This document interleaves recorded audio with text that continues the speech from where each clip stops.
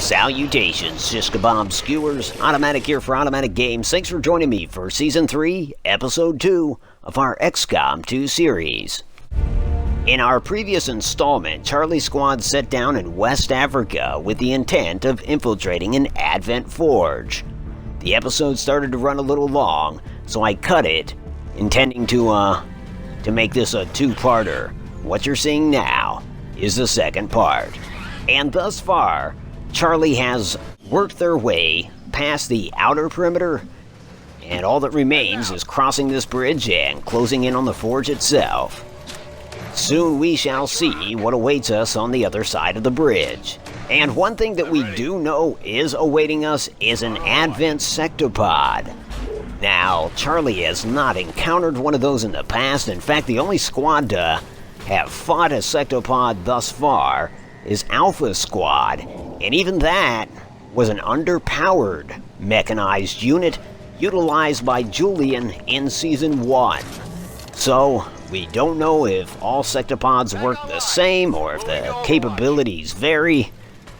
I suppose shortly we will find out. And as intimidating an opponent as a sectopod is, we are geared up to fight a mechanized enemy. Blackwidow, for instance, has those blue screen rounds and a couple EMP grenades, and Boot is a hacker. So, I suppose we're as ready for this as we could ever be. As to our injuries, Blackwidow he's got a slight wound, so too does Mr. Vane. Bard was wounded, but he was healed up to full fighting strength. Got it covered. So there you have it, the status of Charlie's squad. And now they're advancing behind this barricade on the bridge. No problem, boss. And they will go into Overwatch or reload, whichever takes priority.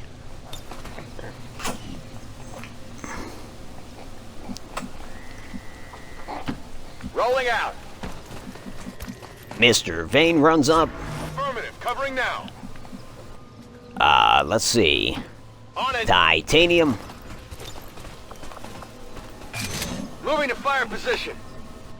And as the Seejay, he's going to utilize run and gun and move far ahead of the rest of the squad, as is his nature.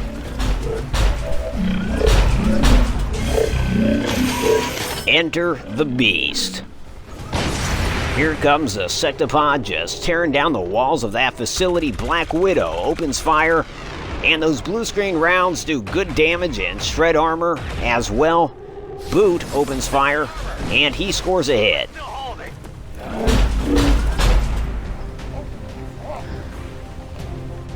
Let's see, so the sectopod, it should be his turn, but I guess it's not. It's still CJ's turn, because he did do run and gun.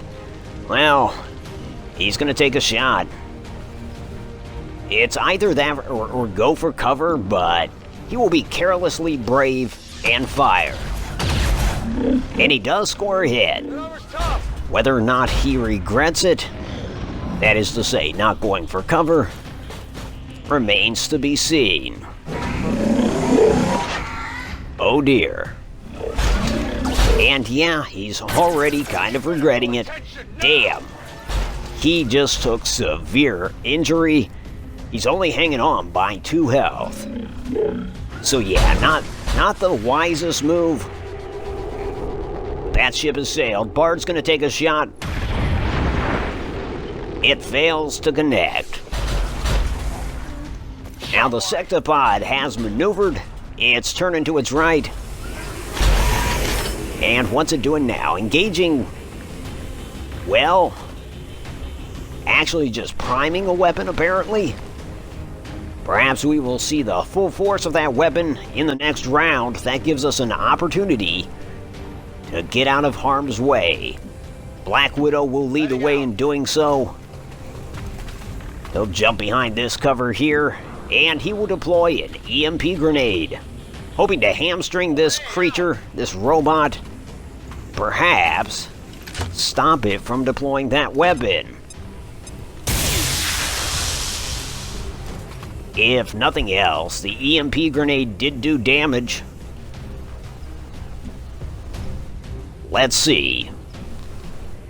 Boot is gonna move.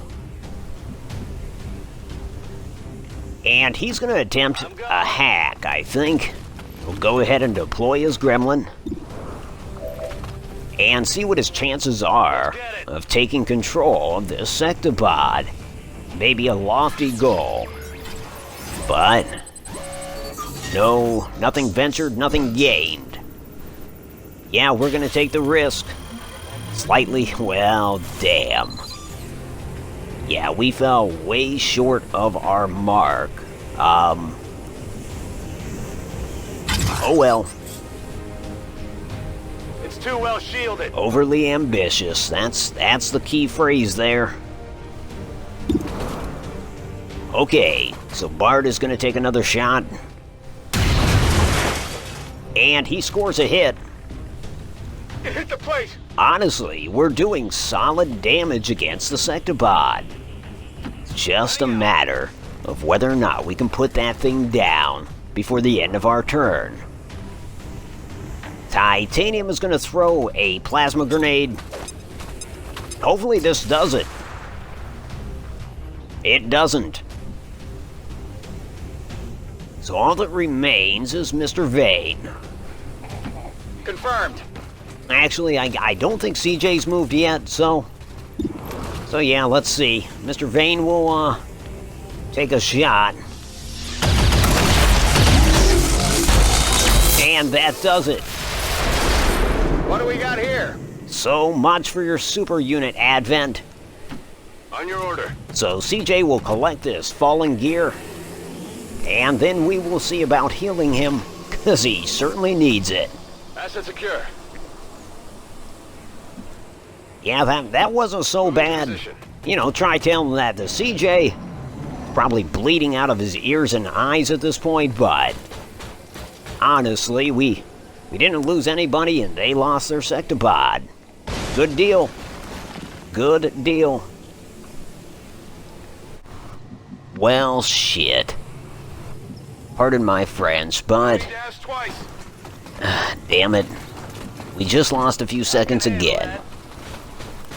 And while we're not in the middle of a battle or anything, ready to go. I cannot express how disappointed I am when I find that there are segments omitted. In this case, what you missed was Titanium healing CJ, and I know that seems like just mundane crap, but ready to rock. But that's twice in one mission, and I try to minimize that stuff. I mean, I seriously take extra effort to make sure that the whole thing's seamless, that we don't lose any footage. So when we do, well, frankly, it pisses me off.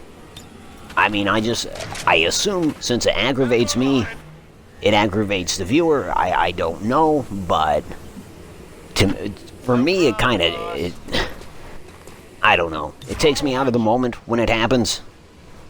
Clearly, as evidenced by my narration, you know what I mean? Otherwise, I'd be telling you what's happening on the screen, but instead, I'm just kind of ranting about the missing footage. Anyways, as you can see, Mr. Vane is healing CJ up the rest of the way. And other than pointed out, the only other thing for it is to save scum, to go back and replay the entire mission, re-record it. And I don't want to do that because I don't think that's very fair either. I mean, if we do that, I know there's a sectopod, not that it was that difficult to defeat, but I kind of know what to expect from the level. I know there will probably be variances in the level layout, but oh well. I'll get my narration back in the game. We've got 3 more on the grid, 1 mech, 2 troopers. Titanium opens up on and strikes the mech. I don't know. And this is twice in one mission that we've lost footage. Granted, the other instance was in the last episode. Anyhow, Blackwidow's gonna toss an EMP grenade at this mech.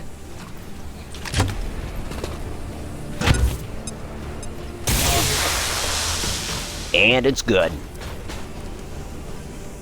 And that weakens the mech in more ways than one, I suppose. Bard is going to take a shot at the advanced mech as well. And that'll do it, folks. Enemy destroyed. Two attacks. I guess there was an Overwatch hit too, but 3 attacks and a mech is dead. And I'm going to chalk that up to the EMP. It just set the thing up for a kill. Okay, now we're going to use Rage Strike on this trooper. We're going to have Seejay come in close and put this suit to the test. These aren't their advent. Yes, and judging by the subject's condition, I would say it was recently manufactured. No wonder they just keep coming. Well, we kind of lost footage there, but it's symptomatic of that cinematic. I really wanted to see what that Rage Strike was all about. I think it hit. Yeah, it did. That trooper is hurt bad. Now, CJ is going to toss one of his axes at this other trooper. Nice, good damage, and now he's going to turn around, focus back on the original one, and swing his axe at him. If it connects, it'll put him down, and it did. And as to the other trooper, he's on fire. And so I think he's going to die. You know, he may get one more move, he may not. So, seeing as that is the case, Titanium here is just going to go into Overwatch. So too is Mr. Vane. They are both advancing, though. And that's going to be par for the course for the rest of the squad. Boot will move up, go into Overwatch. And sure enough, that trooper died before it could do anything else. That is kind of awesome. The Rage suit is definitely worthwhile. CJ likes it. Okay, so I'm going to continue moving everyone up. Blackwidow will move up by this cover, and he'll go into Overwatch. Bard will occupy Blackwidow's last position. He, too, will go into Overwatch. And Boot will move up. Same deal. Affirmative, covering now. Now, Titanium, he's going to move a little further, so he won't be going into Overwatch, and the same can be said for Mr. Vane. I think we're going to have most of the squad move up here on the right. Meanwhile, CJ's going to advance inside this facility. And as the cinematic suggested, this facility is designing Advent troopers. It's growing them, basically. And they're using that human DNA cocktail that we got from the first black site to accomplish this. So that's altogether disturbing. You know, you would think there would be more Advent troopers on this board as a result of that. First it's human bodies. Now we're finding Advent. Something tells me they didn't abduct these ones. Looks more like a production facility to me. The configuration is different. Is it possible? Could this be where the Advent forces are coming from? Nothing is beyond the realm of possibility when dealing with the aliens. Moving to Overwatch. Maybe a few less mutons. Maybe no Viper. Maybe no Andromedon. Just a ass load of troopers would probably make sense, but I guess they have to have other species here to help defend the facility. Still, I'm surprised that we aren't talking about like scores of troopers that we're up against. Come get some. And I guess I can still understand the Sectopod being here. Again, you gotta defend this forge. I guess the name Forge makes sense too. They are forging soldiers here. Boy, I wish we could grow our forces. But we can only do so by hiring. Oh well, this approach is probably more expensive anyhow. Consider the amount of Illyrium crystals it takes to power a joint like this. Can you imagine the electric bill? Not that I think that Advent is short on revenue. They don't exactly strike me as the limited government sort. Anyhow, most of Charlie's squad is going to move up to these windows, from which they can cover Seejay as he effects entry into the chamber containing the objective. He's of the mind that he can go it alone. And if he is overwhelmed, he hasn't far to fall back before he's in the relative safe company of Charlie's squad. So he'll crack this door. This is Avenger. Package is in range. And what have we here? It's not a large formation of troopers, but it is an Archon and 2 Vipers. Boot opens fire on the Archon, but it's no good. Titanium fires through the wall and somehow hits. Mr. Vane, I think he hit. No, he missed. Frankly, I can't tell who hit and who missed, but the end result is the Archon lost half of its health.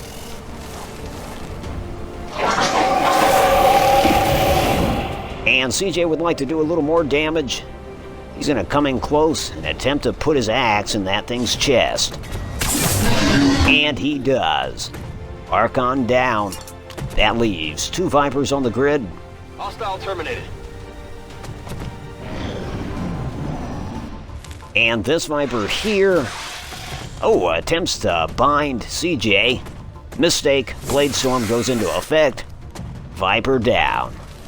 This other one foolishly comes in close and suffers the same fate. Well, not exactly the same fate, it's still upright, but it's on fire. You're on fire, dude. It did, however, manage to get a shot off on Seejay, and it inflicted a slight injury.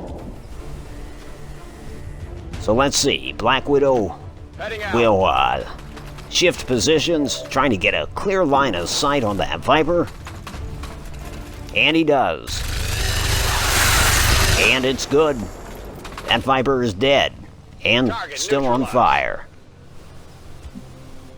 So the grid is clear. Seejay can go ahead and make entry. Yeah, he's got a clear path ahead. On your order. Boy, that containment unit looks familiar. Come get some. It's reminiscent of the one we saw in the first episode of the first season. Come get some.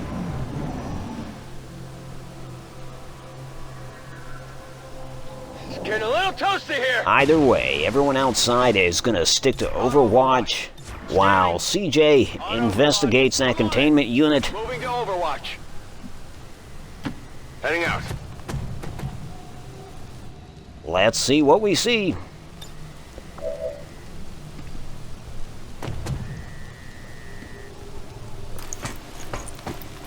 How can that be? It's just like the one. Carefully. Preserve the specimen at all costs. Oh my god, it's Reaper. No, it's not. It'd be crazy if it was. Confirmed acquisition of the package. Move to evac. Well, that's a convenient spot for extraction. And here comes enemy reinforcements. And they finally realize that their forge is under attack. So CJ's gonna pick up this person and make his way toward extraction. Erstwhile, as they say in Fargo, the rest of the squad will cover his withdrawal. And here they come to save the day. 1 officer, 1 trooper, and 1 junior mech. Yeah, I'm gonna take to calling the standard mechs junior mechs. After all, you've seen what we can do to an advanced one. Bard takes a reaction shot. No joy. Enemy is still up.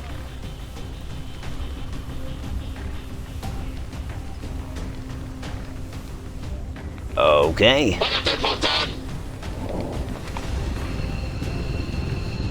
Well, now it's a matter of moving toward extraction and taking some parting shots.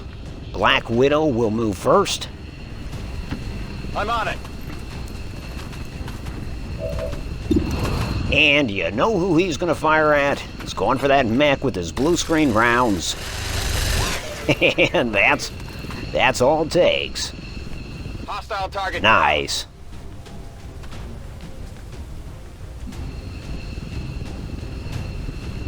As the Bard,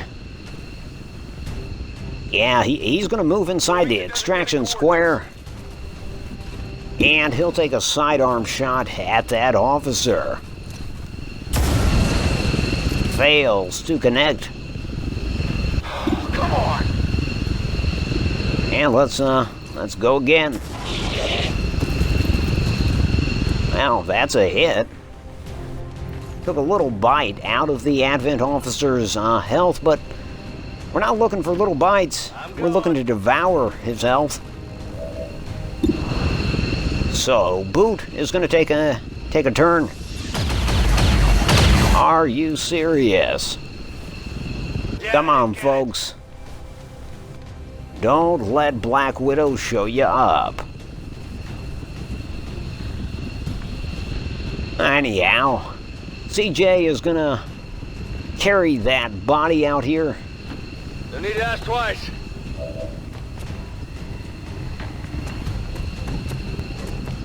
Titanium will move over by this boulder, and he too will take a shot at the officer.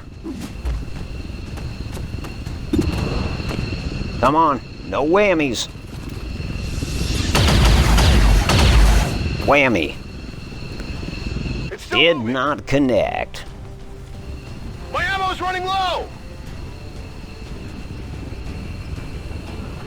All right, let's see if Mr. Vane can act contrary to the majority of his squad. There we go. Scores a hit. So the Advent officer's still on its feet, but it hasn't much health to spare. Bard is out of there. Heading home. Blackwidow is going to follow. Essentially, we were just getting the people that had no cover out.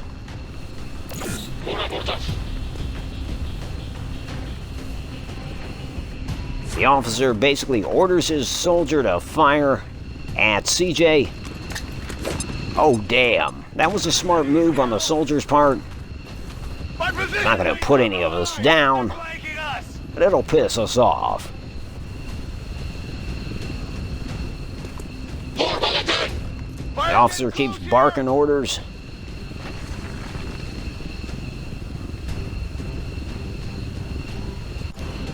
Before extracting, Dan Richards is going to take a shot not at this trooper, but at the Advent captain.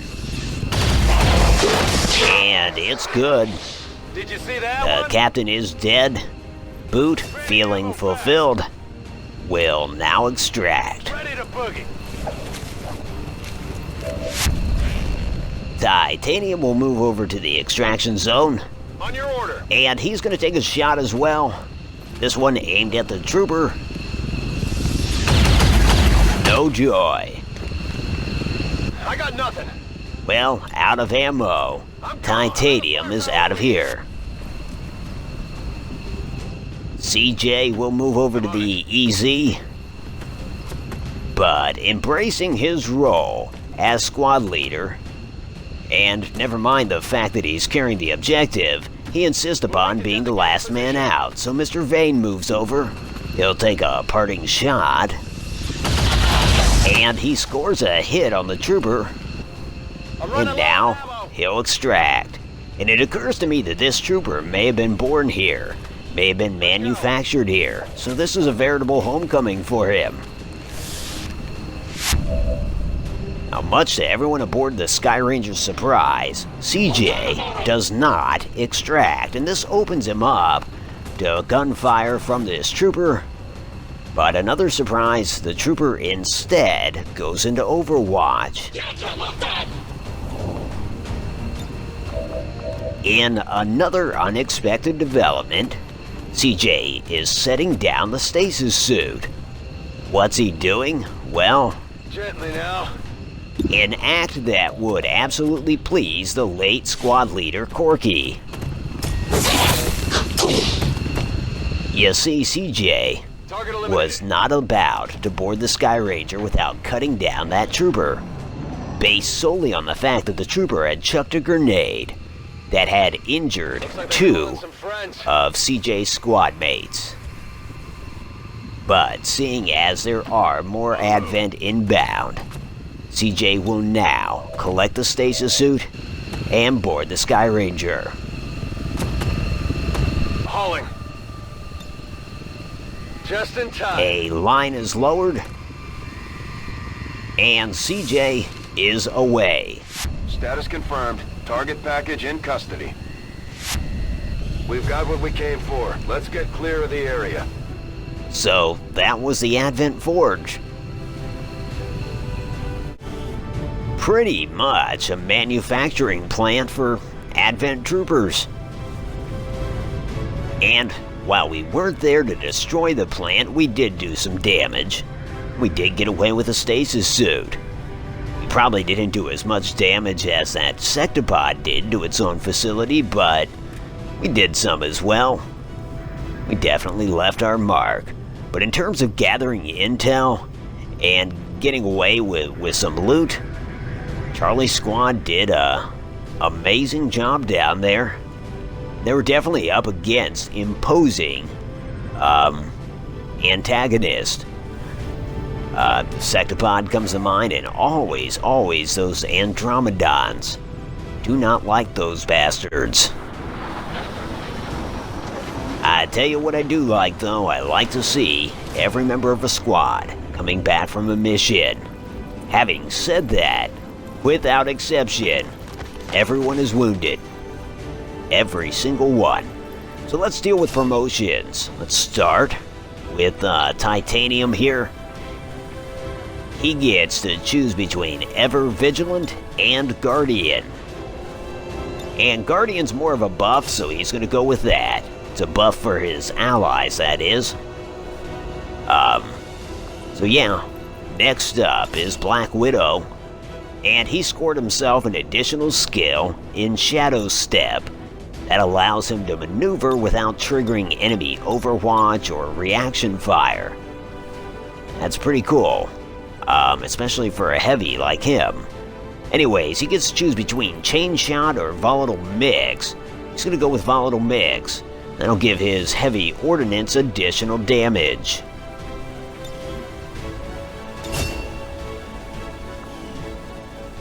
Next up, Bard. Bard chooses between Death from Above or Quick Draw, and he's going to go with Quick Draw.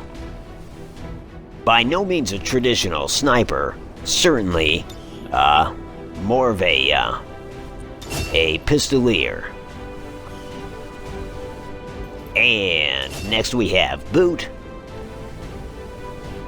Covering Fire or Threat Assessment.